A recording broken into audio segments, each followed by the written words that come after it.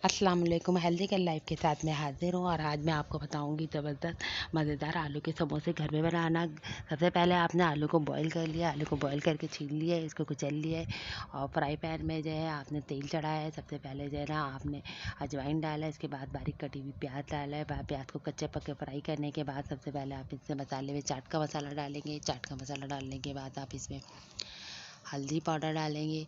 हल्दी पाउडर डालने के बाद आप इसमें धनिया पाउडर डालेंगे। धनिया पाउडर डालने के बाद आप इसमें जो है हस्बे ज़ायक़ा जो है वो कुटी हुई मिर्च डालनी है। उसके बाद हस्बे ज़ायक़ा नमक डालना है। इन सबको अच्छी तरह मैश करके हल्की आंच पे पकाना है। इसके बाद आप बॉईल किए हुए कुचले हुए आलू को इसमें डालने के बाद अच्छी तरह मिक्स कर लेंगे।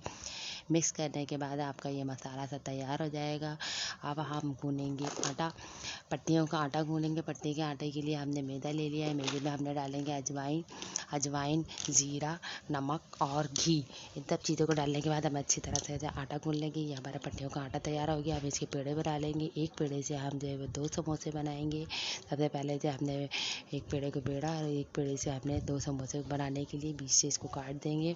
अब इसमें हम तैयार किया हुआ मसाला जो है भरेंगे।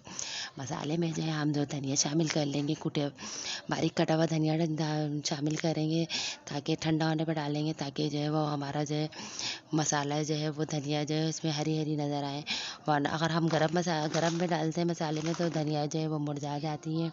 और अगर आपको हरी मिर्चें पसंद है समोसे में तो आप हरी मिर्चें भी डाल सकती हैं, लेकिन मैंने हरी मिर्चें नहीं डाली हैं क्योंकि बच्चे जो है आलू के समोसे शौक़ से खाते हैं और हरी मिर्चें बच्चे ज़्यादा नहीं खा पाएंगे।